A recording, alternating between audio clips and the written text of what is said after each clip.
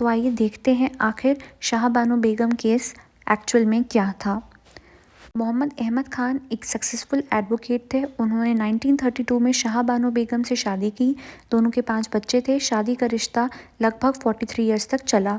1975 में मोहम्मद अहमद खान ने शाहबानो को घर से निकाल दिया, जबकि शाहबानो फाइनेंशियली स्टेबल नहीं थी, खुद का कोई इनकम सोर्स नहीं था। अप्रैल 1978 में शाहबानो ने सेक्शन 125 सीआरपीसी के अंडर इंदौर कोर्ट में एप्लीकेशन डाली और 500 पर मंथ मेंटेनेंस मांगी ताकि वो अपनी बेसिक नीड्स पूरी कर सके। जब केस चल रहा था तब हस्बैंड ने शाहबानो को इरिवोकेबल तलाक दे दिया और बोला कि अब वो उनकी वाइफ नहीं रही। अहमद खान ने अपने डिफेंस में कहा, तलाक के बाद वो मेंटेनेंस देने के लिए लीगली बाउंड नहीं है। उसने इद्दत का मेंटेनेंस दे दिया था और 3000 मेहर भी डिपॉजिट कर दिया, इसलिए उसकी जिम्मेदारी ख़त्म हो गई, क्योंकि मुस्लिम पर्सन लॉ के हिसाब से मेंटेनेंस सिर्फ इद्दत पीरियड तक होता है।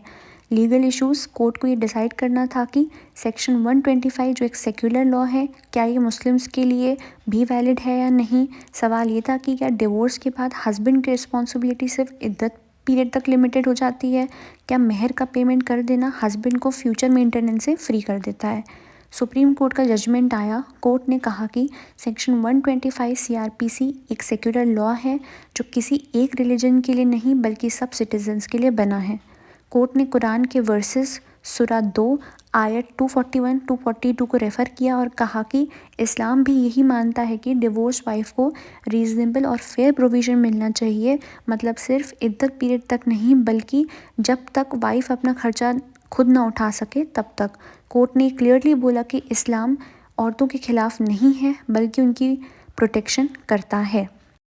कोर्ट ने क्लियर डिस्टिंक्शन बताया, क्लैरिटी दी कि मेहर एक अमाउंट होता है जो शादी के वक्त रिस्पेक्ट के सिंबल के रूप में दिया जाता है। ये मेंटेनेंस का रिप्लेसमेंट नहीं है। अगर डिवोर्स वाइफ खुद को मेंटेन नहीं कर सकती तो हस्बैंड को सेक्शन 125 के अंडर मेंटेनेंस देनी पड़ेगी, चाहे मेहर दिया हो या नहीं दिया हो। कोर्ट ने आर्टिकल 44 यूनिफॉर्म सिविल कोड का रेफरेंस दिया और कहा कि यूसीसी अभी तक डेड लेटर बना हुआ है।